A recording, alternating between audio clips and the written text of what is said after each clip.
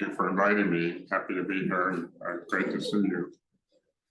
Okay, so this is what the title is where I want to get to the end of the talk. Okay. Along the way, there's a lot of pieces to fill in. So I'm going to try and do that actually in a coherent way. And hopefully that'll be helpful to you. You know, if you have questions at any point, you know, please raise your hand. I'm happy to stop. I'll stop immediately. Happy to answer questions. More questions the better, actually. So that would be great.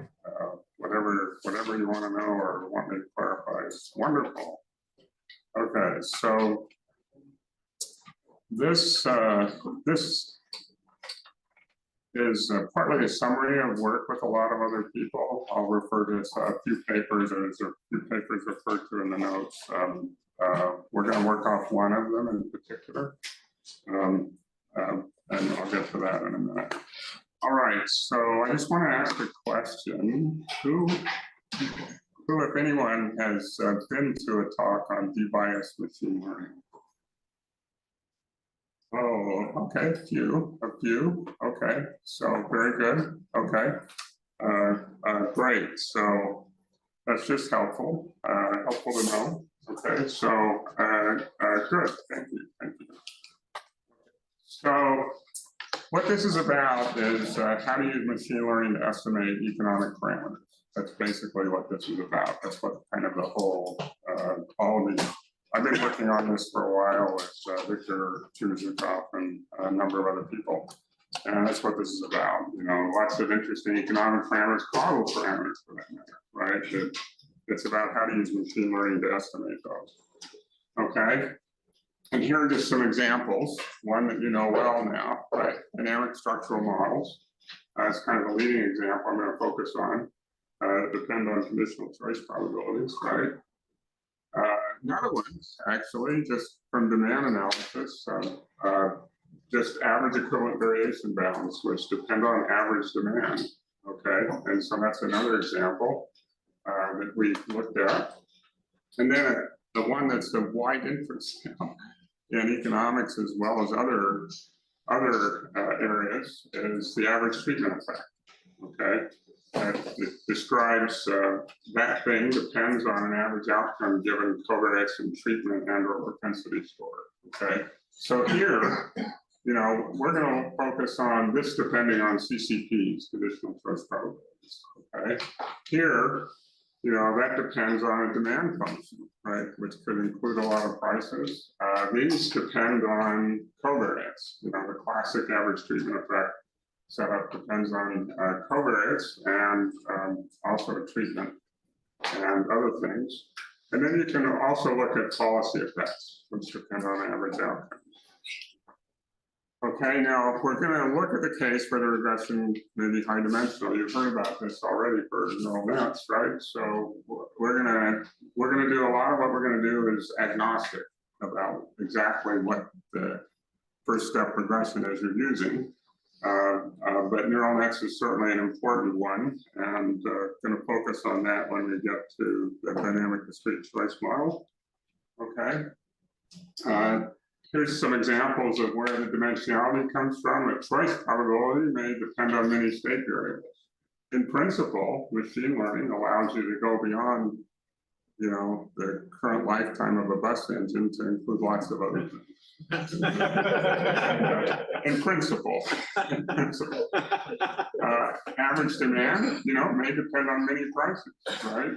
You may want to model demand for a good where it depends on a lot of variables. And then, you know, of course, it's become quite common to include a lot of covariance, to control for a lot of covariance when you're estimating the average treatment effect or a policy effect. So that motivates this idea of using, you know, the procedure of using machine learning to try and estimate these kinds of parameters.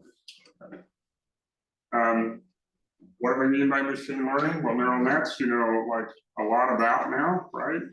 There are others, random forests, lasso, and boosting. So those are just some of the machine learning methods to which these results, the general results we'll talk about, would apply. Okay. These methods work amazingly well for prediction. I mean, really, we're still trying to explain how well they work, basically, particularly neural nets. You know, there's been recent developments in statistics trying to explain how come they get such good out of sample fits. Okay, and that's an ongoing effort. So they work amazingly well for prediction, but for estimating parameters you might be interested in, prediction is not what you care about. And in fact, to get excellent predictions, you're always regularizing in some way or doing some model selection or both, okay?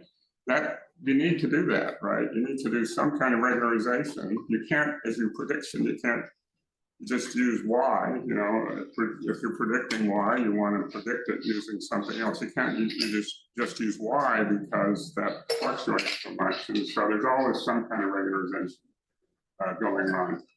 And what does that refer to? Or model selection, or both. Regularization refers to controlling the variance of the estimator in some way. Okay, basically that's what it's about. You know, how? Well, Lasso, you shrink the coefficients. You know, you put in a penalty which shrinks the coefficients. For neural nets, regularization methods, it's a whole variety of different things people do, right? They include a ridge penalty. So they include a penalty, you know, which penalizes the least squares objective function for how big the sum of squares of the coefficients are. Okay. And then another one that's also kind of regularization. It's very common in using neural nets that you don't iterate all the way to convergence. You know, you do gradient descent. Maybe what you do is a typical type algorithm is you would draw randomly some coefficients, right? And then you run stochastic gradient descent for a while, and you stop, and then you do it again. And then you run it for stochastic gradient descent for a while, and then stop, and then repeat that, and then average the results. And that's your prediction that you get. That's a form of regularization. It's not iterating to convergence. The first order conditions for a minimum of the sum of squared residuals are not going to be satisfied. And so that's a form of regularization. Okay. So now when you come to estimating parameters, there's a problem. You know, often these parameters can be written, you know, as some maybe complicated object that in a way it depends on the regression, but it depends on the regression, you know, like, you know, parameters of a dynamic discrete choice problem, thanks to, you know, wonderful work. We know that those can be written as functions of maybe a little complicated functions, but functions nevertheless of conditional choice probabilities. Okay. Okay, so the problem is then you have a formula, okay, that gives the parameter you're interested in. So that goes to the parameter, this plug-in formula. If you just take the machine learner, one of these things, and plug it in, this bias passes through. Okay. The regularization bias passes through and gives poorly centered confidence intervals for the parameter. So for example, for Lasso, if you do this, if you just plug in the coverage probability that you get asymptotically for the plug-in estimator, just using the typical standard errors, and you know, your Lasso estimate, it's 0. Okay. The bias is bad enough that the bias is large enough that it just overwhelms the, you know, it's bigger than the standard deviation actually is in large samples. And so the coverage probability becomes 0 for a nominal 95% confidence intervals. And I'll refer to, you can actually look at a Monte Carlo example of that. I'll refer to. Okay, so this bias is huge relative to the standard error. Okay, and there's poorly centered confidence intervals for the parameter. And then there's a milder problem with model selection, but there's still a problem. It's long been known that if you do model selection, right, and ignore the model selection and inference, it's wrong. And there's a paper, this has become associated with, known for a long time in statistics, and there's a paper associated with this, actually a whole series of papers by Lieb and Foster about this, you know, so your confidence intervals are off. I won't go into the reasons for that at the time, but anyway, never do model selection, right? And then ignore the selection and the inference. Okay. Okay, so let's see. Okay, so we're going to fix this. We have a way to fix this, which is not on the screen. Let me try and, where did it go? Is there some way to scroll this down? Just, no? Well, it's up there. And actually, you can see the two most important words. Sorry about that. We're going to use orthogonal moment functions, okay, for GMM. We're going to do something to the moment functions for GMM that makes them have this orthogonality property, okay? And what we mean by orthogonal is that first step has no effect of first order on the average of the moment function. So you're going to have a formula that gives a parameter as a function of a regression, okay? An orthogonal moment function is going to be one where the first step has no first order effect on the average moment function, okay? So that's that gets rid of the first order bias, okay? And that's enough. Getting rid of the first order bias is enough to get you to where you can get root inconsistency and use the standard confidence. Okay. Now there's a general procedure for constructing these.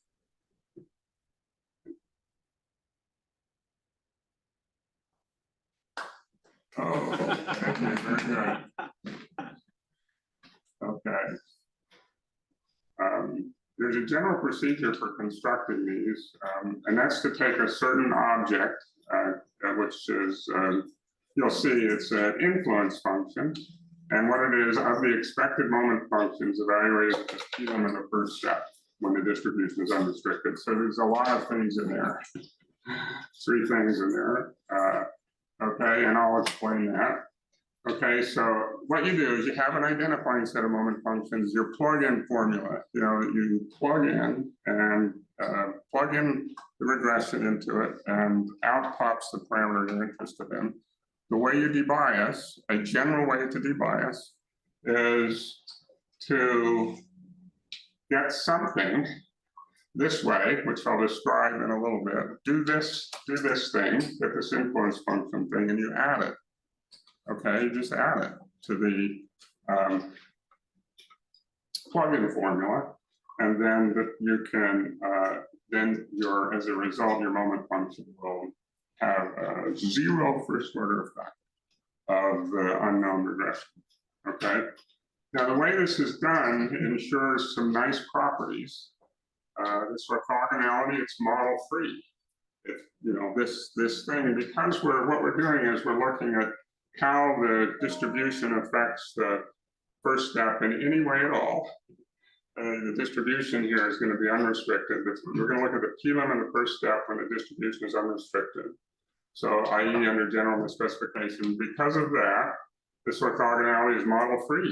It only depends on the p limit of the machine learner, and it doesn't depend on a model. So as long as you've got the p lim right, as long as you've got right the thing that you're estimating, with the regression, whether it's neural nets or lasso or whatever you're doing, as long as you've specified that right, you get this orthogonality, okay? And because of that, when you look at standard errors, they're actually robust in the specification. They don't depend on any assumptions at all. And that's not true with some of the other debiasing methods, like doubly robust moment functions for treatment effects questions. What do you mean by model selection? Are you referring to like economic model or econometric model? Econometric model selection. So things would be like a great question. It would be you run a regression and you decide which, and you got a coefficient of interest, right? Treatment, say, and you've got a lot of covariates you're putting in this regression just to control for potential emitted variable bias, right? Yeah. And so you decide which covariates to put in by how big the t-statistic is. You have some, that's model selection. Okay. Yeah, and that's the thing, you should not do inference on ignoring a model selection. You would never, anyway, and that's the thing you can prove actually that that is always biased asymptotically. Okay, that makes sense. Okay, yes, questions? In this setup, we find that there's an influence function. Is this a non-parametric version, or It's is a it non-parametric. so? It's not. There could be a semi-parametric version, but tighter confidence. That's a good question. Let me come back to that, actually. My subconscious worked on it for a few minutes. Actually, that's a great question. Whether you can kind of improve efficiency at this stage. I don't know, actually, or I have to, let me think about it. Yes. Can you get a bias on keeping irrelevant covariates? By what? By keeping irrelevant covariates, like no selection, so to say, like that. Yes, absolutely. Absolutely. At some point, what happens if you do that, though, you run into, you lose the variance reduction benefit of the machine learning, right? But no, absolutely. So an example would be if you're I had somebody say to me once, you know, why don't I just put in all the covariates I want in a regression? Like I've got a coefficient I'm interested in, why don't I just put them all in? At least turns out that doing lasso and then doing the debiasing produces much more efficient estimates in several empirical examples that we've looked at. One example is I wish I had it to show you. One example is like if you look at a cross-country growth regressions and you look at whether you have convergence, if you get in the classic data for this, there's like 90 observations and 60 covariates, and if you run it with that, you don't get anything significant you'd expect. If you do lasso on it and debias, then you get like you get evidence of convergence and like reasonable standard error.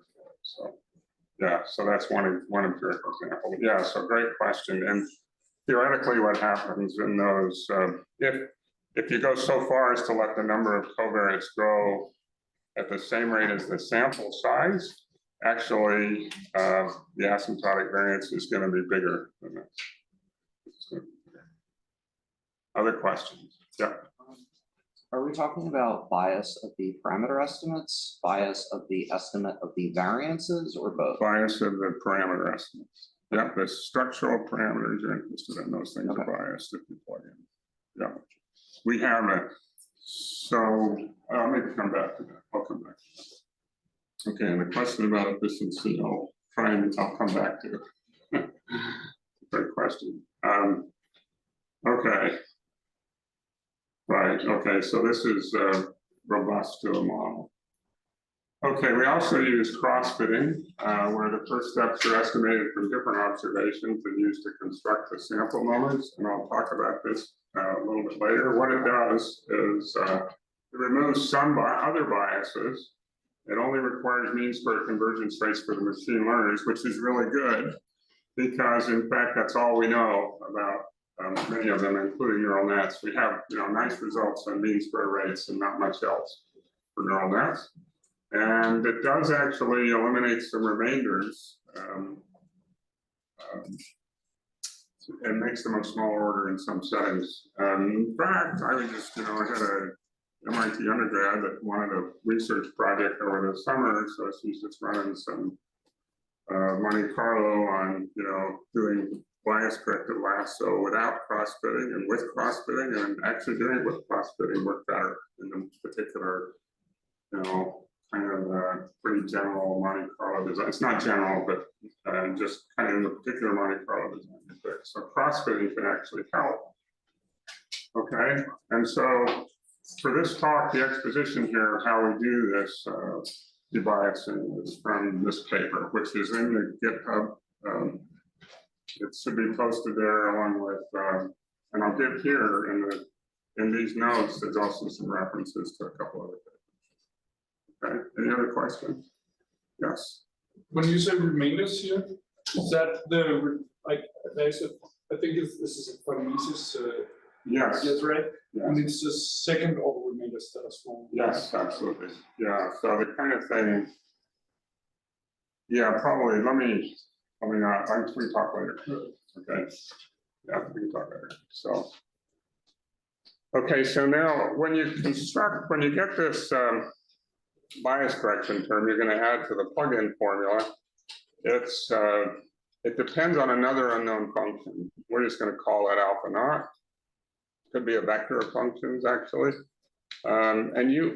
So there's an issue now. First of all, right, you do have to estimate some other functions. So that's the cost of doing this computationally. You do have to estimate some other function and also for estimation. It turns out one way to do this is just use the orthogonality property to estimate alpha naught. And what that leads to is automatic methods of estimating alpha naught that only use the formula for the object of interest and do not require even knowing what alpha naught is. Okay, there's a way to do this that you don't need to know what alpha naught is just by using the orthogonality property. And it turns out these automatic methods often give an estimator the parameter of interest with better properties than an estimator based on plugging into a formula for alpha naught. Most impressively, at least for us, in the case of the average treatment effect. I'll show you Monte Carlo for that, actually. Okay, and why? Maybe because in a lot of these causal effects and the structural effects too, there's inverses of probabilities. You know, you're taking one over probabilities various places, and that maybe not such a good thing to do to estimate, you know, when you have a high dimensional regression, a high dimensional probability to try and invert it, and then use that to do your bias correction. Maybe not such a good idea. Those are high dimensional probabilities are not that well estimated, and so, you know, they maybe get close to zero, and so on. And so anyway, that's just speculation about the reason. But the fact that these automatic methods based on this kind of approach are better has shown up every time we've done comparisons, and not just us. So there's a paper. I'll show you one paper. There's a paper by, and these are just Monte Carlo at this point, so we don't have any theory for this, but they've shown up every time we've done it. Graduate student of mine, Sylvia Clausen, in her second year paper did this, and for estimating, you know, continuous treatment effects, actually, and found that the automatic kind of method worked better than, more precise than plugging in the formula for the bias correction. And then there's a paper by Lian Sun and Rahul Singh, actually, who found the same thing for estimating the local average treatment effect. Okay, so here's a couple of papers on the automatic debiasing. One's published, actually, here. This has the Monte Carlo that I'll show you in just a second. And then that's published in the proceedings of ICML. Okay, and here's the archive reference for it. You know, copy that into your browser and click, and you'll get to the paper, right? And then, okay, and that one actually has a fairly careful Monte Carlo study of the average treatment effect. I'll come to in just a minute. And then in that paper, what we show is that the auto DML improves on the state-of-the-art neural net estimator of the average treatment effect which uses this thing, the state-of-the-art estimator uses the inverse of a neural net estimator, the propensity score, and doing the automatic debiasing improves that. And then the automatic debiasing procedure in this paper, and that I'll talk about, really comes from this paper. 2021 archive post, needs to be updated and will be before too long. Okay, and that's where the auto DML thing was developed, and the previous paper is actually an application of this. This paper really is just an application of what was developed in this paper. Okay.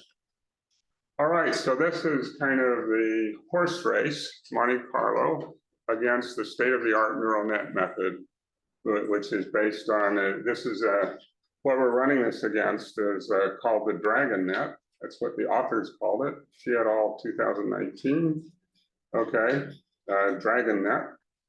And what that was is that's what's referred to as a doubly robust estimator, where you have to weight by a couple of places by the inverse of the propensity score. The probability that treatment's is one conditional on the covariance. And so they use a neural net for that weighting, okay? And instead we do the automatic method here. And for comparison, this is the median absolute error. I don't know if you can read this. Front row maybe, but maybe nobody else. And here, you know, the median absolute error, you know, was less by a substantial amount than the dragon net. And we also, you know, it's exactly the design they used. It's and the estimator we used was like theirs in having some kind of some extras in it that I won't get into, and it improved on it by a substantial amount. Even there's also in the paper, this paper, there's a random forest estimator as well, automatic estimator of the bias correction function alpha, and that improves on it as well. You know, that's also smaller than the median absolute error, and the coverage probability is fine. You know, you can't read that, of course, but okay. You know, the coverage probability is 95% for the automatic bias estimator here. Okay, so that's just to motivate why we're focusing on the automatic biasing here. Okay, so just a couple other comments before the words end. Okay, sorry. Large sample theory only requires that the machine learner converts faster than n to the 1/4 mean square. So that's a nice thing, because again, for many of these machine learners, that's all we know about them in terms of their convergence properties, because we know convergence rates. Okay, so that allows it to apply to lots of different machine learners, including neural nets. Okay, and also you also need the other rate condition you need is that the product of the mean square rates for the learner of alpha naught and the regression learner is faster than n-1. Okay. All right, so orthogonal moment functions. I'm going to try and, at the risk of trying to do too much, I'm going to actually try and explain how you get these. Okay, and we may skip a few parts, but try and give a coherent explanation of what we're doing here. Okay, so theta is going to denote, right, parameter vector, right? Gamma is an unknown first step function, such as a regression, conditional mean in the main examples that we'll have. And think of it as it's a function, a particular value of gamma. Gamma is a function. Okay, so a particular gamma represents a particular function. Okay, W will be a data observation, and it's got some true data generated. We're assuming that the data is IID. I should have said that data is IID with some distribution F naught. That's its distribution. We're making that assumption. Okay, and then for estimation and for identification purposes of theta, we're going to rely on a vector of moment functions, right? W is a possible realization of cap W here. The vector of moment functions depends on the first step, and it depends on the parameter of interest. And there's a moment condition that we're going to assume identifies theta. Okay, that the expectation of G at gamma naught as a function of theta has a unique solution and has a unique value of 0 at theta naught. Theta naught's assumed to be the unique solution of this equation. In other words, theta naught's identified by the moment condition, and this is just the expectation under this distribution at 0 under the true distribution. And then the other thing about this notation is the gamma naught that shows up here. What you want to think of that as, what we think of it as anyway, is that gamma naught is the probability limit of the first step estimator, whatever it is, the machine learner, under the true distribution. Okay. Any questions about any of that? basic, just GMM, yes. So should we think about it as we start with something, or the machine starts with something, it updates it and it converges to gamma naught eventually? Or how Yes, does it that's what you can think of it that way. Some machine learners are like that, or yeah, some machine learners are like that. It's however you construct the function. We're assuming that it has a t-lim and you know what it is. So what's an example? So this is critical. So this is actually really integral to the whole thing. So the way to think about it is that as the sample size gets large, whatever the gamma hat you're going to be using is here, it's going to have a probability limit. And I'm going to just say mean square limit, you know, that the integrated mean square converges to 0. Okay, I'm just leaving it as that because it's actually fine. So what's an example? So lasso, right? So lasso, for those of you who know, right, you're running a regression on a lot of regressors and you pick them. And so what does lasso converge to in the limit? It converges to the mean square projection on an infinite set of regressions. And that's what I mean by gamma naught for lasso. Neural nets, you know, most of the time when these are specified, you converge to the conditional mean, right? And that's what all the results are about in terms of convergence, right? It's converging to the conditional mean of some y given some x. That's the kind of regression that I have in mind. That would be their gamma naught would be the expectation of y given x, where x is the regressors that are going into.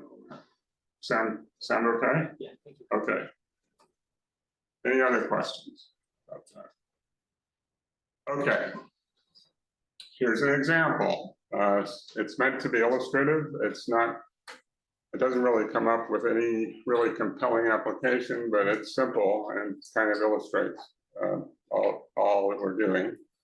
Okay, so theta naught is going to be the expectation, the true parameter we're going to be interested in here, the expectation of some random variable z times a non-parametric regression, just the conditional mean of y given x.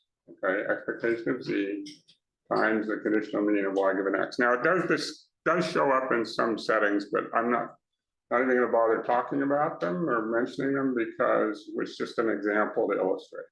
Okay. So here, that's an identifying moment function if you just rewrite it, right? You just take theta naught over to the other side, right? And you take the expectation outside of theta naught as well, and you get this equation is the same as the expectation of g is equal to 0 when you take g of w gamma theta just to be z gamma minus theta, right? Expectation of this equal to 0 is at theta naught is the same as saying that this is true. Okay, and obviously that identifies theta naught, right? Theta naught here is an explicit function of those things, right? So in general, the gamma here allows the moment conditions to depend on the whole function. Here it doesn't. But don't be fooled by this example. In general, the theory allows this to depend on the whole function, not just its value at the observed x from w from the observation. Okay, in this example, the moment function depends on gamma to gamma of x. Here the limit, right? Gamma naught of the machine learner is going to be assumed to be the conditional expectation of y given x. Okay. We're assuming the theory is going to assume the theory of the debiasing for this is going to assume that whatever your gamma hat is, it estimates the conditional mean. That's the target. Okay, so we're going to construct. Okay, so here's the description of the debiasing. How you do the debiasing. Okay, so we're going to construct an orthogonal moment function. And the key thing in doing that, the key thing that makes this non-parametric is we're going to look at the t-lim of gamma hat when f is the distribution of a single observation. Okay, so again, it's a little bit hand wavy here, but depending on for our purposes, it doesn't matter, right? You just think of this is what gamma hat estimates when the true distribution of w is f. Okay.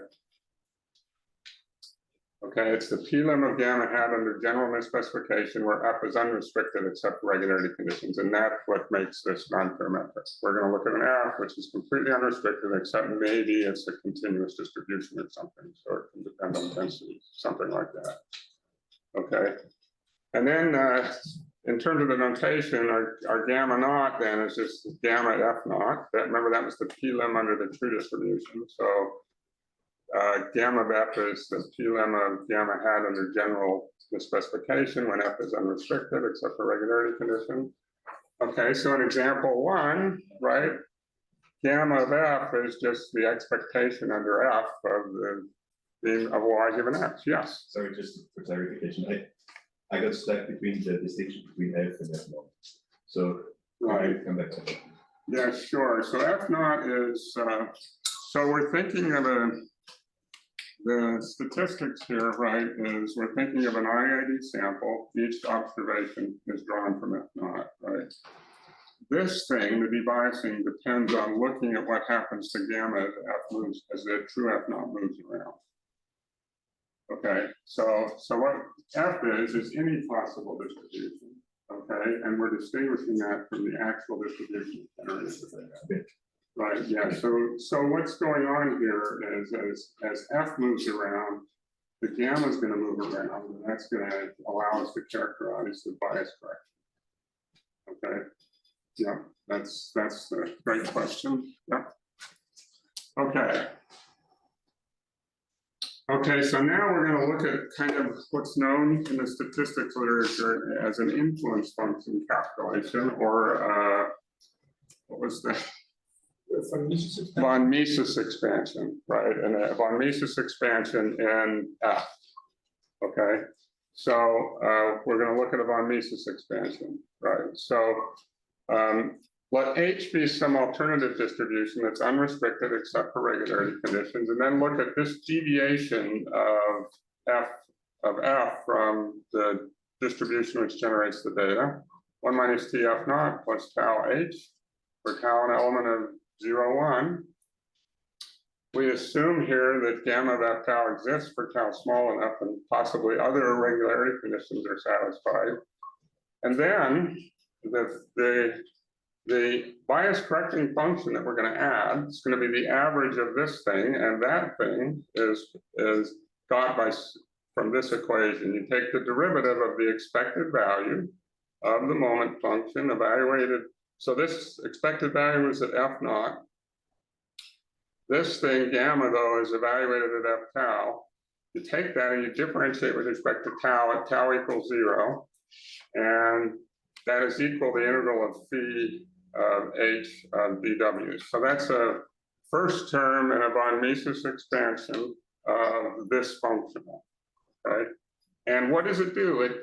It characterizes, right, the effect that gamma has on G in expectation, the expectation of G, right? As you take the derivative here, this is gonna be varying, and this thing is gonna characterize the effect. Notice you're integrating over the direction, right? You're going away from F naught in some direction to some other distribution, and then it turns out that what we're looking at that's going to help bias correct is this function, which is kind of a derivative. It's actually a kind of derivative, functional derivative of this thing with this, and then H gives what happens to this derivative in different directions, departure of F from F naught. Okay, now there's one other condition that we impose that drives actually the bias correction, and that's that this thing has mean 0. So this, obviously, you can add any function with mean 0 to it without changing this. So this is an important restriction that actually really gives the bias correction property. Okay. All right, so that has a name. Okay, so here's that extra function. Okay, so that I mentioned in the introduction. Okay, so if we go all the way back here, it's this phi of W gamma. It depends on the first step. It now depends on this extra function, and it depends on the parameter of interest. Okay, and it's going to have this derivative property. Okay, that the derivative with respect to tau of this is the integral of this speed function over h, and it's going to be constrained to have mean 0 and finite second moment. Okay, and then the alpha naught in here is the alpha such that these equations hold, and we'll see what that looks like in the example in just a minute. And this derivative is the derivative from the right, i.e. for non-negative values of tau equals 0. This equation is what's known as, it's a first von Mises derivative, right? Equation, and it's also known, this speed function is known as the influence function of u of f, right, which is the expectation of this moment function evaluated at gamma of f. Okay, so you just call this thing mu of f, right, as a functional of the true distribution f, and then this is the way the influence function was defined, von Mises, Ample, Huber. Okay, so it's a couple comments about this speed. It's unique because h is unrestricted. Existence of it. So when does this exist? It doesn't always exist. But in fact, you can show existence is essentially, subject to some regularity conditions. It's equivalent to a finite semi-parametric variance bound for mu of f. That it's, root-n consistent estimation of mu of f is not ruled out. And here, in terms of the theta, the effect that's having, the gamma naught can depend on theta, the alpha naught can depend on theta. The equations hold for each theta, and f naught and h do not depend on theta in this expression and what we're doing here. We refer to this, in this other paper as the first step influence function. It's also the adjustment term from an earlier paper on the asymptotic variance of semi-parametric estimators. This thing is what you add to the identifying moment functions to account for the first step estimation and the variance. Okay, and it turns out if you add it before that, it debiases. Okay, so that's the result. So let's see what that function is in this example. G of W, right, we said was Z gamma of X minus theta. And our limit of the machine learner is just going to be the conditional mean. So not machine learner like neural nets, for example, it's a conditional mean estimator for from the regression of variable y on covariates or right-hand side variables x, right? And here, right, then what is this? This is the thing we're going to get the influence function of. What is it? Well, we look at the expectation of that, and that's just expectation of z. Now we put in gamma of f here, that's the conditional mean, right? In this example, and probably there's a more primitive reference in this, see the paper for the more primitive reference. But in this example, it's just alpha of x, expectation of y given gamma of x, where alpha naught of x is expectation of z given x. Okay, so this is the bias correction term. We're going to add to the identifying moment function here, right? What are we going to add to it to debias? We're going to add some function alpha times y minus gamma of x. Okay, that's what's going to do the debiasing. And this paper just calculates what it does. It derives what these adjustment terms, debiasing terms are for regression and for density estimates. I'll come back to that. Okay, so what we do, we've now got, this is the way, this works in terms of debiasing. You take this influence function of this particular functional, the expectation of moments evaluated at the limit of the first step estimator, and you add that to the identifying moments, and that's an orthogonal moment condition. Okay, that's how you debias. Question. So in this setup, in general, these things that we can add this term, like because we have this the control derivative, like where do we know the true f naught? Like the idea is we make a derivative between some if and some if not. Right? Yes, right. That, like, how do we know where if not is? Like, how do we get the direction? This is, it comes to, F naught comes in through gamma naught and through alpha naught. That's where it shows up. Okay, so, you know, this expansion is not showing you, if you go back to this equation, the general equation, this thing is not showing you, but these, that alpha naught and gamma naught absolutely depend on what F naught is. Okay, you need the right ones, alpha naught, depending on F naught, and gamma naught as well. Gamma naught's given. Gamma naught's given.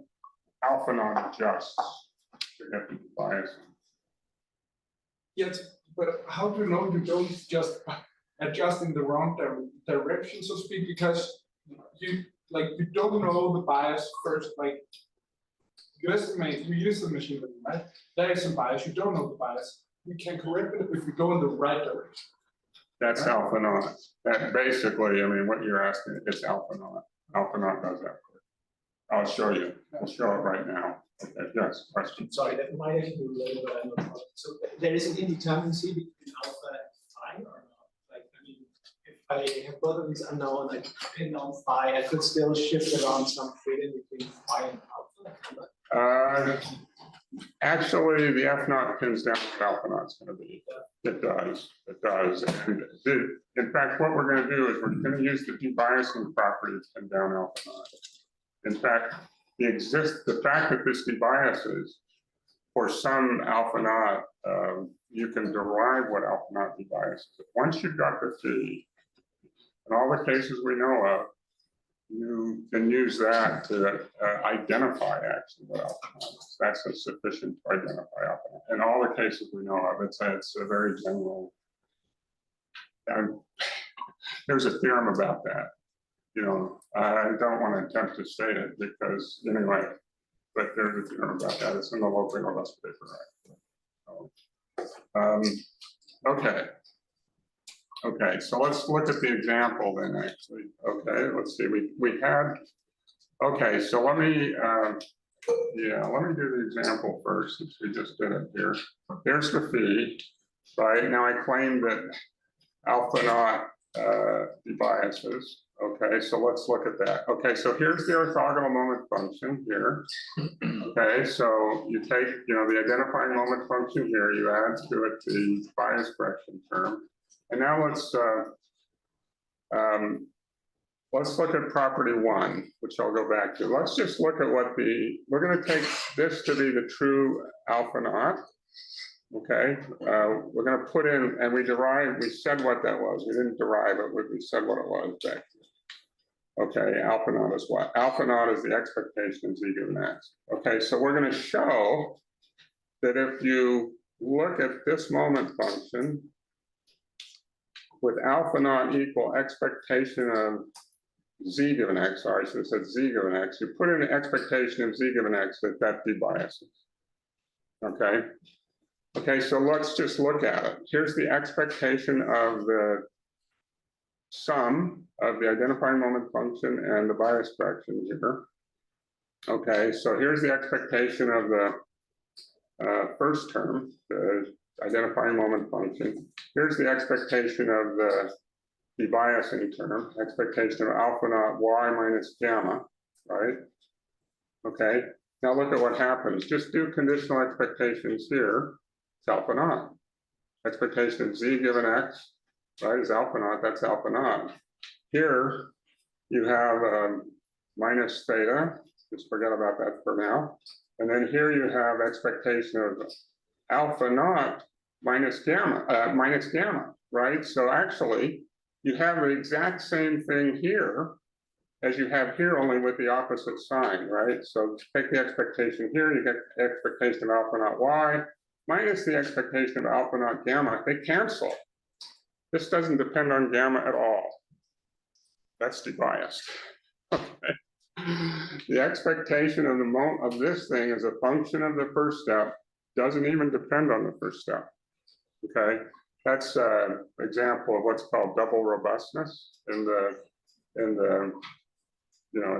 whole in the lots of literature. Okay.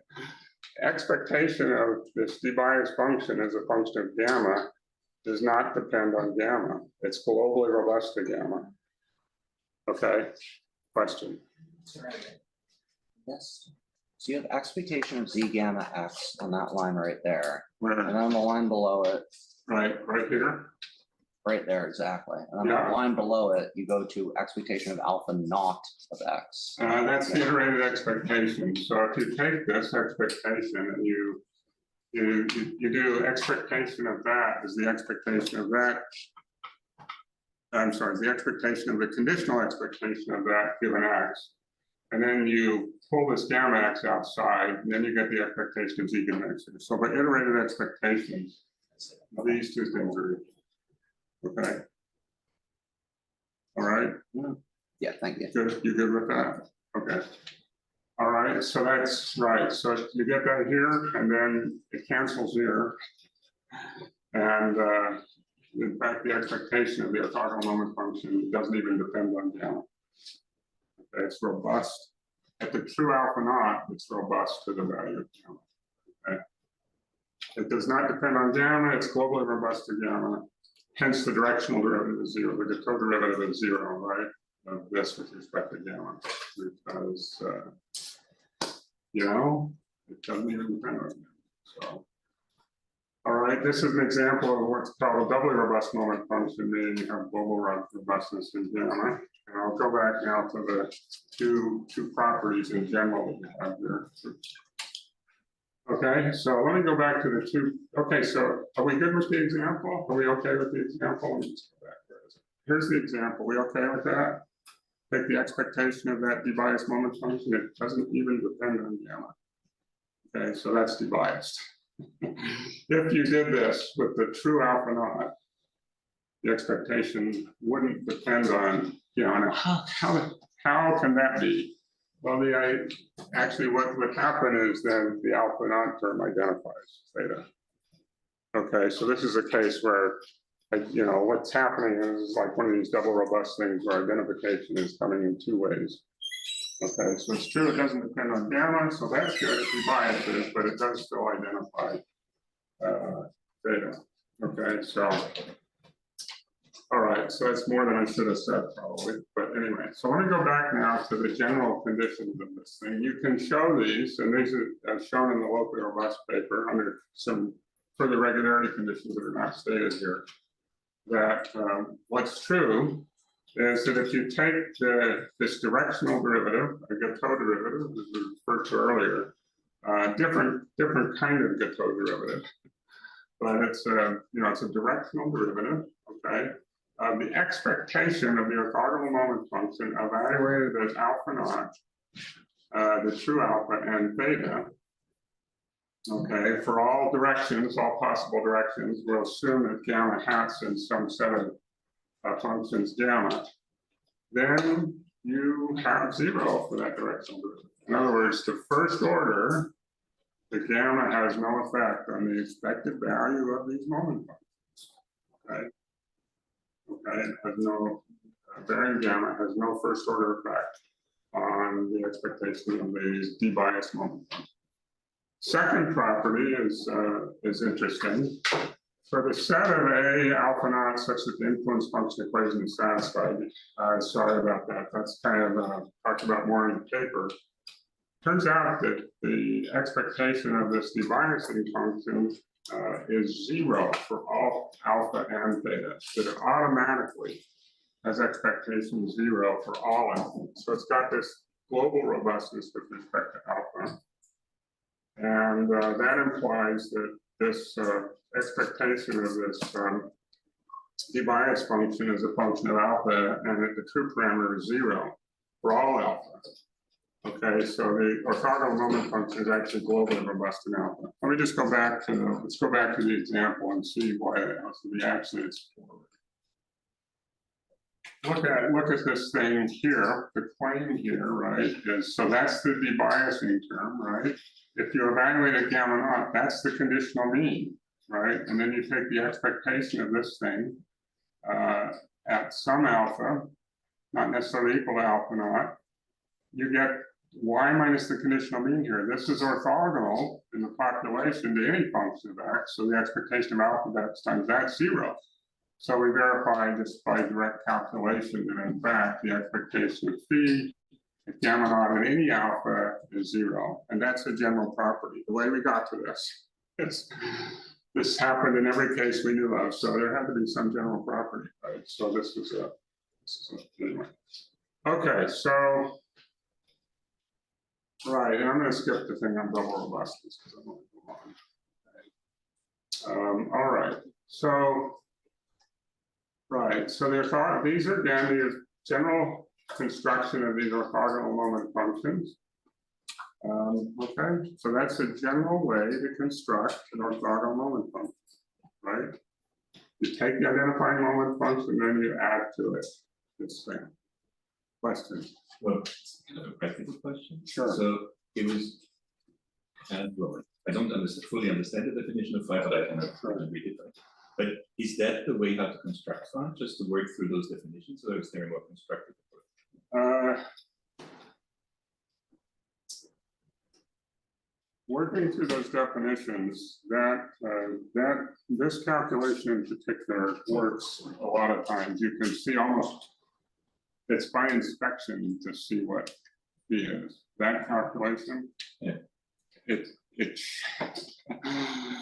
You write down this derivative, and then it looks like this, or some phi, and then you can pull phi out of that. That's pretty general, actually. Okay, so Yeah, so I'm not gonna do it, I don't have Yeah. time to do any examples. No. Yeah, that's pretty general. There's another way to do it, that's in the 1994 asymptotic variance paper. And the idea was, you're looking at an unrestricted functional, it's a non-parametric functional. So if you're non-parametric, there's only one influence function. And so you can use the semi-parametric efficiency bound calculation to get that one.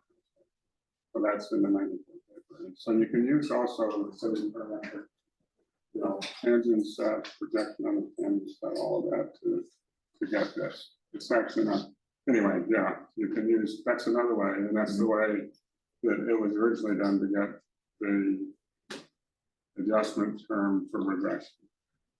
Yeah, okay, so there's, okay, so these two properties.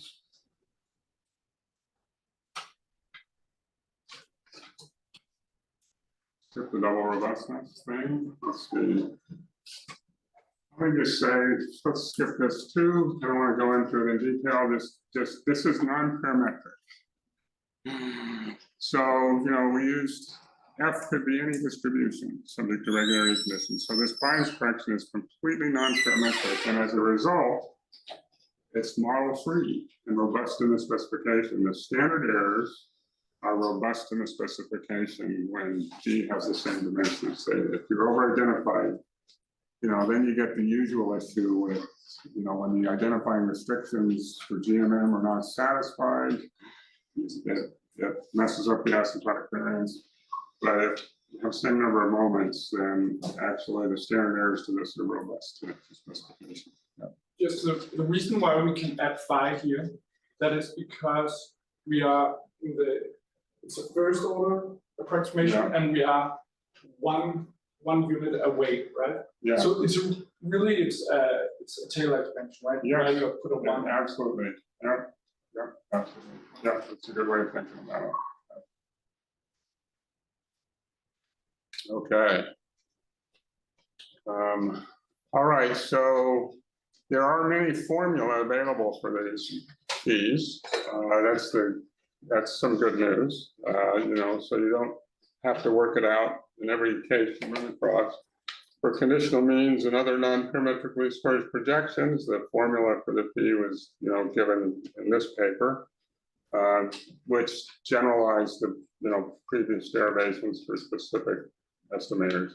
And then also that paper has conditional probability density functions. That's the formula for what the fee is, the debiasing term. And there's a recent paper with Ichimura, influence functions, semi-parametric estimators, that has a bunch more conditional quantiles, conditional expectiles, other conditional location scale measures. projections versions of those, and then solutions to conditional moment restrictions as well. So like non-parametric IV, you know, we have what the adjustment is, what the bias is. Okay, cross-fitting, what that's about, what we do for that, that's been used in statistics for a long time. Bickel did that in his paper in adaptive estimation, and then there was a paper by Schick and a paper by Clausen, and then this paper on double debiased machine learning. We also use that. Okay, what you do is you partition the observation indices into L groups. Okay. And you let these gamma hat, alpha hat, and we're going to do this with an initial estimator of theta, which is the simplest version of this debiasing when the bias adjustment depends on theta. Okay, so we're going to also get that. They're constructed using all observations not in these ILs. So you partition the data observations into L groups, okay?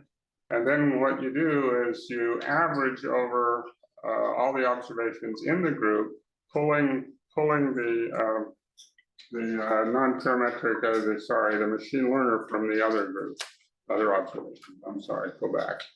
Okay, partition the observations into L groups. Let gamma hat L, alpha hat L, theta tilde L, the estimators that are constructed using all observations not in IL. The debiased sample moment functions are G hat of theta plus P hat, where G hat of theta is the average, sample average over all the observations, all the groups and all the observations within the group of the sample moment function evaluated at the gamma hat L, which is, you know, from outside IL. So what that does is that's going to make WI independent of this, okay, in the IID case, all right? And then the theta L, you just go ahead and plug in the theta tilde L. That helps with computation, complicated settings, and you just get a vector p hat. Okay, L equals 5 works well in a variety of empirical examples and in simulations for medium-sized data sets, and there are some simulations with that in the double debiased machine learning paper. Okay. All right. So yes. Is there any procedure like into a cross validation to find in a data-driven manner the optimal L? Not yet, but that would be just a good topic for research next week. Yeah. Yeah. What we found is that L equals 5 seems to be better than L equals 2. Oh, wow, sorry. And as I said, in a simple Monte Carlo design for Lasso, estimation of 1/4, doing L equals 2 improves on not doing cross-fitting at all. Yeah, so that's kind of interesting as well. So the cross-fitting does seem to have some benefit. Yeah. Okay, great question. Yeah, it's a good research topic. There are some people working on it. Anyway, let me. If you really want to know about it, ask me about it. I can. There's ongoing work on that. Okay. Cross-fitting, it does good things, eliminating the on-observation bias, because by that we mean the fact that this could have I in it in general if you don't do cross-fitting, and there's a bias from that. And that bias was like an example of that is the bias of two-stage least squares. Okay, it helps for major terms converge faster to 0, like in this paper with Jim Robbins, and eliminates need for Donsker conditions, which are not satisfied by many machine learners. Okay, so this is that's good. We didn't do cross-fitting. We couldn't plug in machine learners here. We wouldn't know how to do this. Go ahead. It seems counterintuitive to me that you would want more partitions in smaller data sets. Is there any intuition for why that's the case? So good question. Good question. So if you make L bigger, you have more data sets. You're averaging over more data sets. But what you're doing is you're actually computing the gamma hats for more data. Because right, if if you take a fifth of the observations for one group, then you compute the gamma hats from all the rest of the observations. Because it's like, and then you get like, it would be 9/10, not 1. Right, exactly. So that's right. So it's in fact the number of observations you're using to estimate the gammas is going up. Yeah. As you get as L gets bigger. Yeah. Okay. Okay, so that's de-biased TMM. It's just TMM with these de-biased moment functions. You know, the asymptotic variance of the moments, so you add this. Adding this doesn't affect the asymptotic variance of the estimator, just de-biasing. If we go back here, I'll explain that. I can explain that. Yeah, no. This G hat, this average thing, it's a non-parametric estimator at 0. This converges to 0 no matter what the data generating process is. And as a result, it has no effect on the asymptotic variance of this thing. Okay, so this estimates 0 non-parametrically. All it does is it de-biases. It doesn't change the asymptotic variance. Okay, so this P hat converges to 0 non-parametrically. Why? By virtue of this is something 0 something. Mean 0. Mean 0, sorry, mean 0. Okay, so it doesn't affect the asymptotic variance, it just de-biases. All right.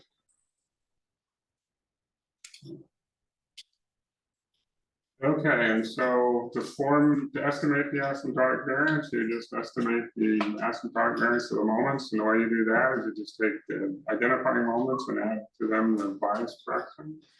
Okay, take the de-bias moments, okay, and just take the sample second moment matrix of those. And intuitively, what's happening is the bias correction makes it so, you know, the asymptotic distribution of this is the same as what you get by plugging in the truth all the way here.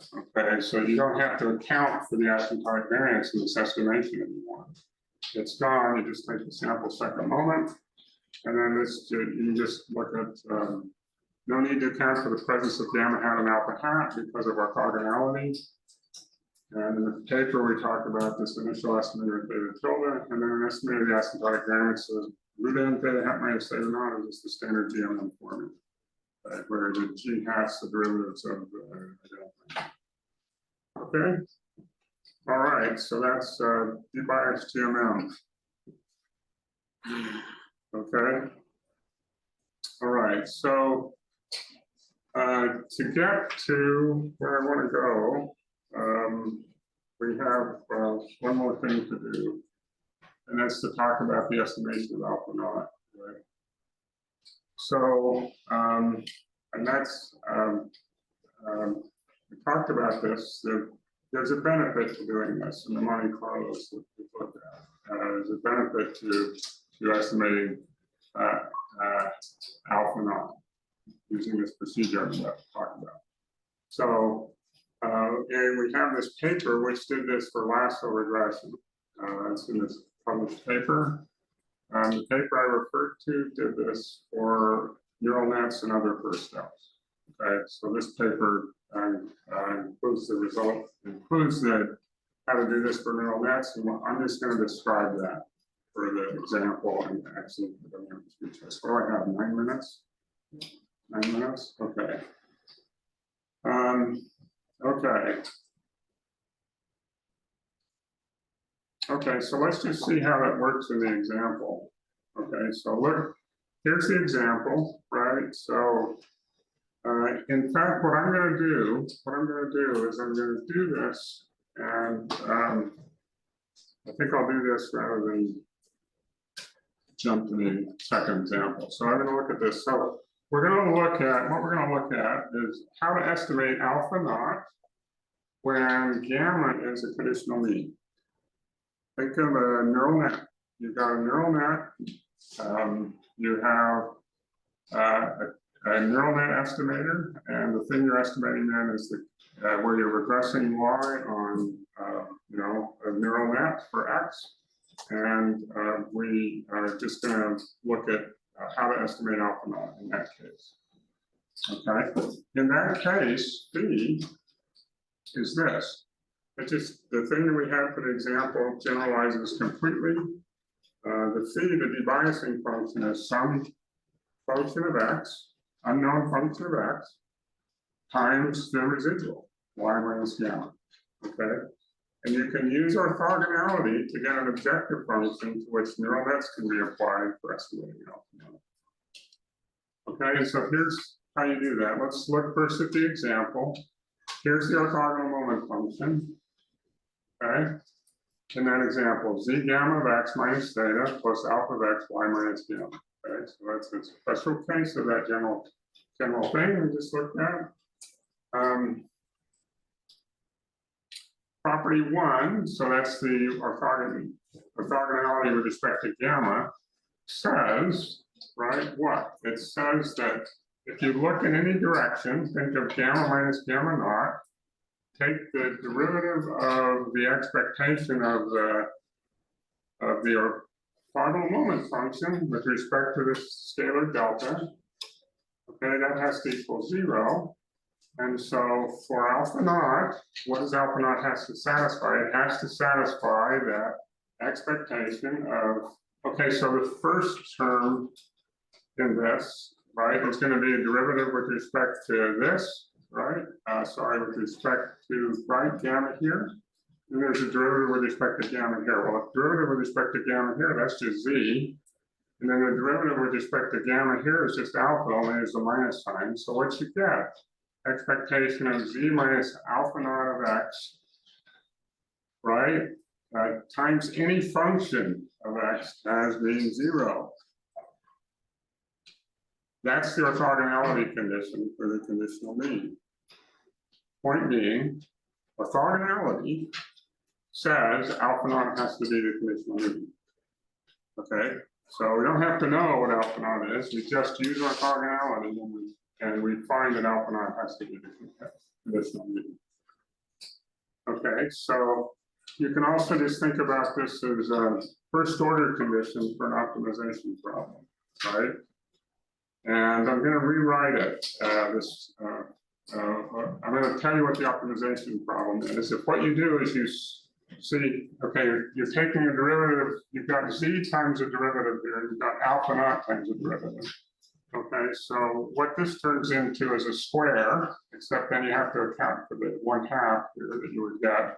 So the derivative of 1/2 alpha x with respect to alpha is going to be alpha at alpha naught is going to be alpha naught times delta x times 2. Okay, and so what we do is we put the 2 over here, and then it's the derivative of this, so just put in that here, right? And you get this, but look at what this is. That's the identifying moment function. Okay, that's the identifying moment function, and this is alpha x squared. And so what we get here in this example, it's true that this is alpha naught's the conditional mean, right? That's fine, good. But you can rewrite it as the argmin over all alpha of -2 times the identifying moment function plus alpha squared. Okay, and this is general. Turns out you can generalize this to any moment function. This is there's one thing you have to do. You have to take a derivative here, and then to make this, you have to take a derivative here of the moment function. But this objective function works to identify alpha in any case. So here, for example, name an orthogonality implies that alpha naught minimizes this objective function, and that objective function only depends on the identifying moment function. Okay, so that's what we mean by automatic. Here you can get alpha naught only using the identifying moment function. Okay, get alpha naught only using the identifying moment function and orthogonality, which gives you this objective function. to the alpha minimizes. So you can use any kind of method you want here to estimate alpha. You can use neural nets to estimate alpha naught by minimizing a sample version of this objective function over a neural net choice of alpha. Okay, and that's just the neural net regression of Z on face of neural nets. This works in general, okay, brief sketch. What you do is you take the derivative of the moment function with respect to gamma. Okay, so you look at, and the way you do that is kind of a, derivative operation. And you can figure out this analytically quite generally. You just take the derivative of the moment function with respect to varying this function of x, right? And this produces some formula. And here's your estimator. Okay, you just take minus to get alpha hat, you minimize over some set of alpha functions, like neural nets, take some neural net, and then you minimize this objective function.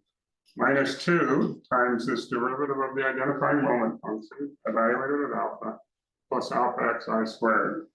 And that is objective function that gives you alpha hat that depends only on the identifying moment function through this derivative, okay, and allows you to then get automatic estimation of question.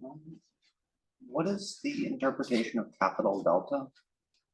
Was that, oh, that's gamma minus gamma. Yeah, that's right. It's gamma minus gamma naught here. Exactly. So think of it as a direction. You're moving in some direction away from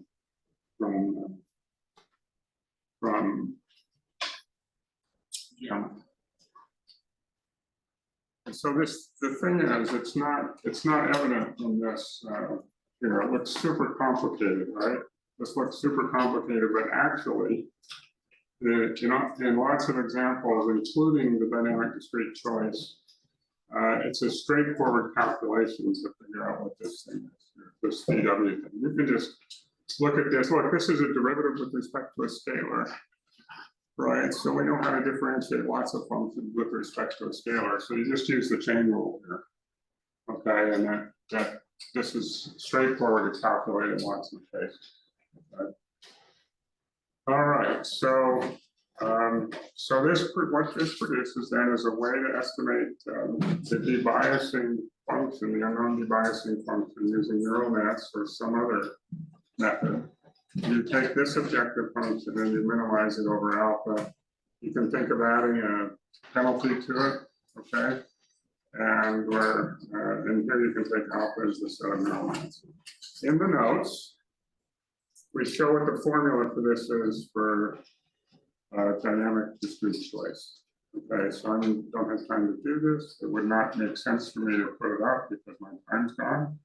So I'm just going to skip that. Okay, but this is actually a straightforward calculation you can do for any identifying moment function. And again, this is for the case where gamma is a conditional mean, estimating the conditional mean of y given x. So let's think of conditional choice probabilities, right, for example, and other conditional means that show up in the dynamic discrete choice CCP estimates. Okay, so you just calculate that, and then to get a neural net estimator of the bias correction function, you just put in here your neural net, whatever it is, and there as well in the squared term, and then you minimize this objective function. Okay. All right, so summary. Sorry, that's the binary choice. We described here how to do automatic debiased machine learning for estimators with moment functions that depend on neural nets and other estimators of conditional expectation. The calculations for the dynamic discrete choice model are preliminary. Okay, you still need to formulate regularity conditions for dynamic discrete choice and other moment functions with automatic estimation of the alpha. Okay. And there are many more problems for which these methods can be used. Right? This is a general framework which you can use to debias lots and lots of identifying moment functions and to estimate bias corrections, these bias correction functions alpha. In fact, let's see where. We have a student here who's working on this, right? You want to say your name? I'm Juan. This is Juan, he's working on the dynamic speed choice case, so hopefully this is helpful. Somewhat, anyway, so. Okay, thank you very much. Great question.